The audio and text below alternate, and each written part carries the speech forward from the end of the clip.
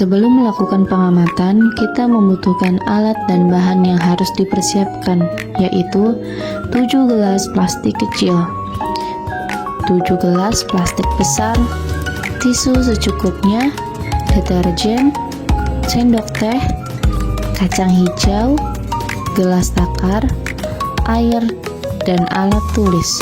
Langkah pertama, 7 gelas plastik besar dan 7 gelas plastik kecil.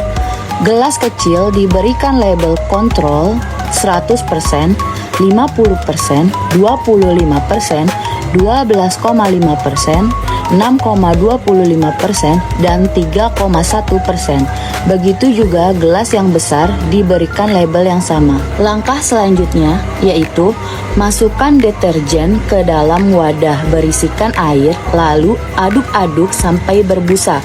Selanjutnya, masukkan larutan deterjen ke dalam semua gelas besar kecuali gelas kontrol.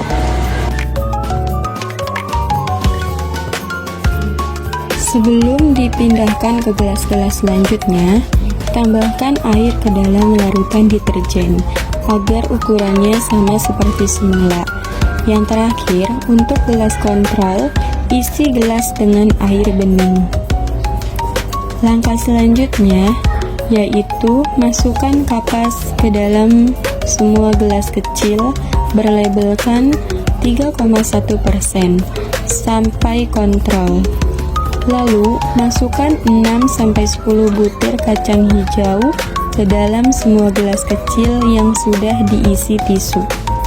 Kemudian, masukkan sedikit air deterjen ke dalam semua gelas kecil kecuali gelas kontrol dan masukkan larutan sesuai label yang sudah ada di gelas. Untuk gelas kontrol, masukkan air bening dan pastikan tidak terkena deterjen. Kemudian, gelas-gelas kecil yang sudah dibersihkan kacang hijau tadi kita tutup menggunakan aluminium foil. Tunggu sampai 1 hari, terlihatlah perkembangannya. Pada hari pertama, semua biji belum berkecambah, namun pada konsentrasi tinggi mulai terlihat tanda kerusakan, sedangkan konsentrasi rendah masih normal. Pada hari kedua, mulai terjadi perkecambahan pada kontrol dan konsentrasi rendah. Konsentrasi tinggi masih belum menunjukkan pertumbuhan. Hari ketiga, perkecambahan semakin jelas pada kontrol dan konsentrasi rendah.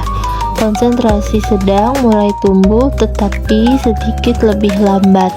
Hari keempat, pertumbuhan pada kontrol dan konsentrasi rendah hampir merata dan normal. Konsentrasi tinggi tetap terhambat dan mulai tumbuh daun kecil pada konsentrasi rendah dan kontrol. Hari kelima, perkecambahan maksimal terjadi pada kontrol dan konsentrasi rendah, sedangkan konsentrasi tinggi menunjukkan kegagalan pertumbuhan. Hari ke-6, pertumbuhan semakin jelas perbedaannya.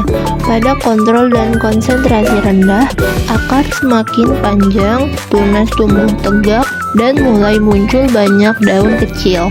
Konsentrasi sedang masih tumbuh lambat dengan bentuk tidak normal. Konsentrasi tinggi tetap terhambat dan sebagian biji mulai membusuk.